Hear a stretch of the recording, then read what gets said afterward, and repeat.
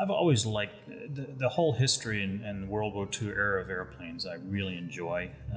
I feel privileged to be a custodian of history. I had two great uncles that came to Lethbridge from New Zealand and trained here. So people came from all over the world to Alberta and through the prairies to train.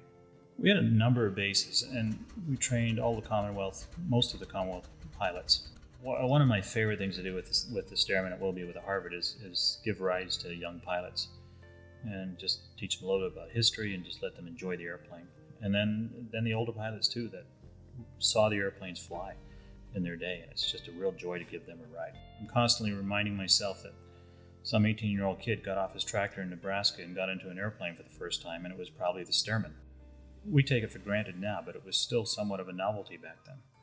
A friend of mine was a crop sprayer, and he said years ago that there's an old Harvard sitting out in a hangar in Saskatchewan. It's been sitting in an old dilapidated hangar for the last 25 years. The sad thing is, like airplanes and cars, they don't do well just being parked.